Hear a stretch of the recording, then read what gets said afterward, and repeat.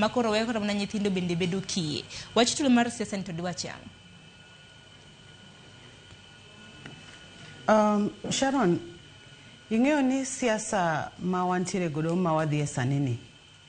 Ki project kaka osebedo kodhi, okodhi bedo maber nikech wan jo siasa. To wan ema wakelo kendo wamiyo nyithindo gitimore kaka gitimore ni. I think en gima is very rudimentary ni koro ni ndalo ma wadake ni kinde ma wadake ni podi dwaro ni mondo itigi ang'enge eka iyud gimidwaro. Siasa is not a matter of life and death.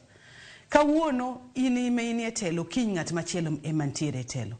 To uso sera mari okoningo bedni bedo gima tek kata ni koro ni dhi e gweng' moro ma opponent ni yae ni koro kinyal wuoyo gi japiny mi usne gi pachi gi gimidwaro ni mondo ikelnegi or gimitimnegi.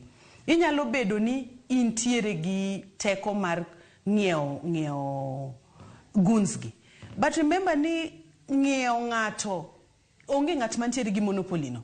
Inyalo bedo ni tiyo gode, an bende nyalo bedo ni nyalo tiyo kode. Koro at the end of the day ere kaka wakonyo japiny. Wawek bedo gi siasa mar kelo luoro ne jowa. Siasa is not a matter of life and death. Nyithindo ma watiyo gi gin nyithindewa, gin wedewa. To sani edi koponi awuo gi nyathi ng'ato ni adhi manyo godo kura, odhi konya manyo kura, ni ang'aduogo to pimo ne min gi nang'o ni nyathi manadhi godo no otho. Wabed jok moko matiyo gi paro. To wawek approach siasa gi luoro. Ni koro ni kaponi antiere gi opponent to koro aluor ma nyaka ti mana gi teko eka yud gima dwaro. I think it's en fuo maduong'. An gima dwaro kwayo jowetena en ni wabed jok ma agenda, watiyo gi agenda based, issue based politics mar sero kura, gimbola, gimuolo.